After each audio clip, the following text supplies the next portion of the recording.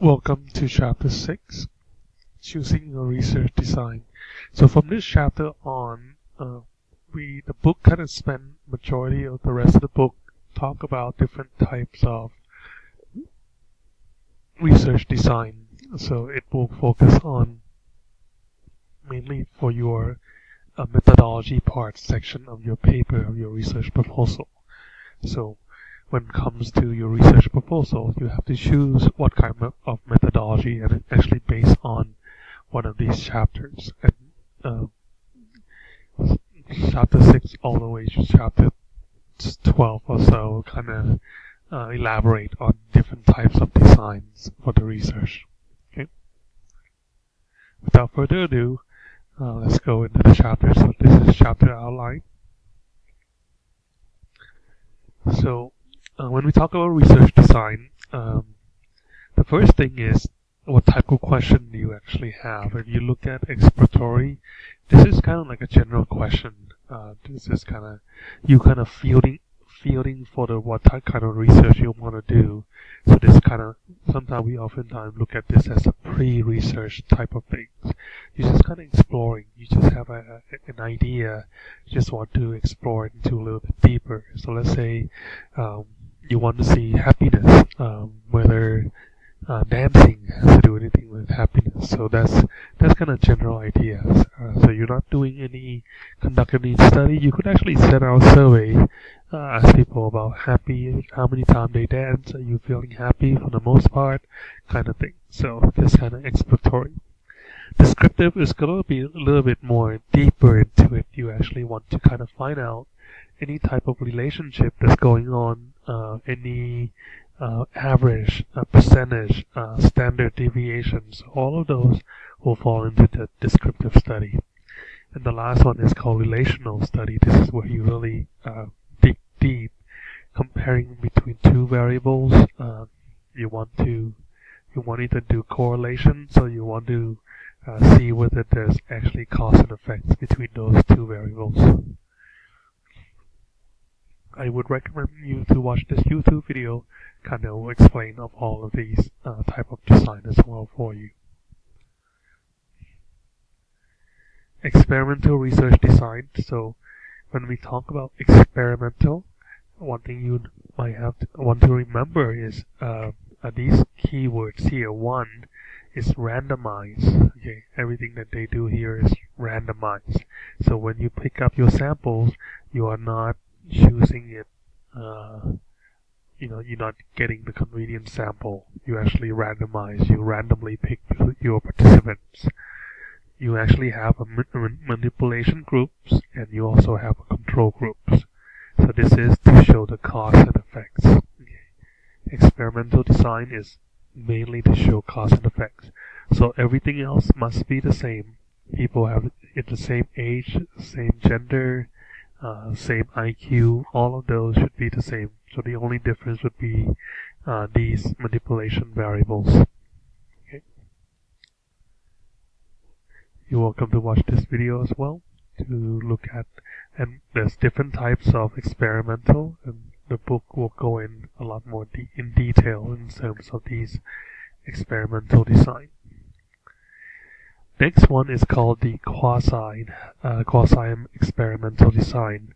So this is exactly the same as experiment, except the only thing that's different that this is not random participant. You're not picking participant randomly. You actually have a group of people that you actually really wanting to look into. So experimental design, you actually randomly pick men and women, health status, all of those you randomly picked. But this one, you actually have a category of participant that you want to make them participate in your study, because you actually focusing on these specific type of variables. Okay, so it does not show the cause and effects. This will show relationship between the variables. So this is a quasi-experiment, and you also have different types of quasi-experiment. We will go into that in different chapter. And a non-experimental design, these pretty much you don't have any controls. A lot of things, there's no control group, there's no manipulation groups. Okay, so usually these are observable type of groups, or you are doing surveys kind of thing. So you're not doing actual any experimental design. You have qualitative and quantitative. Okay, quantitative, qualitative. And we'll talk about this in the next chapter, I believe. So internal and external validity, the differences between the two, you might want to take a look at those.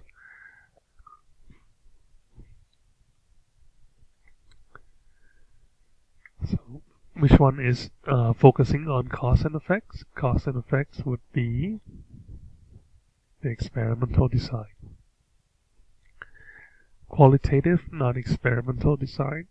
Oh, yeah, qualitative, non-experimental design. Which one are those?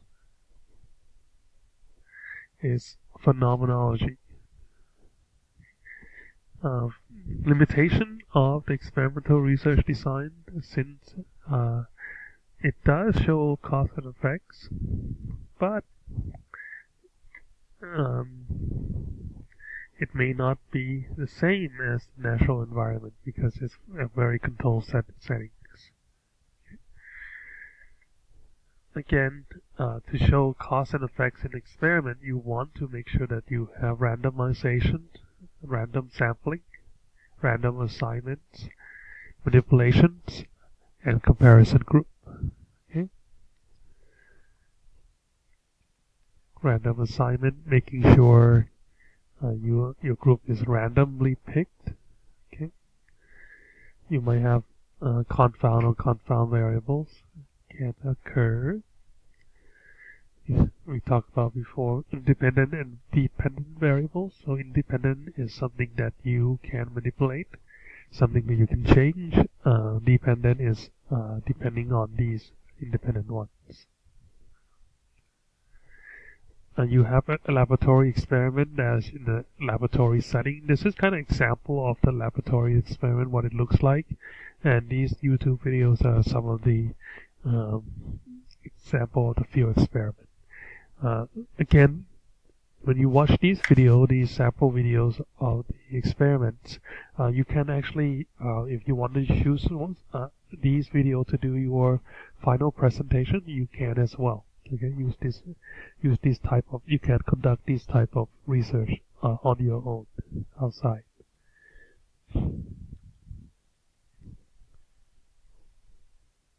Some of these terms you might want to know will be on your different type of validity.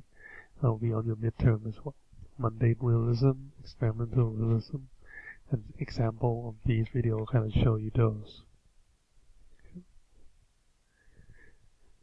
Which of the following design is capable of demonstrating levels of independent variable cause changes in the dependent variables?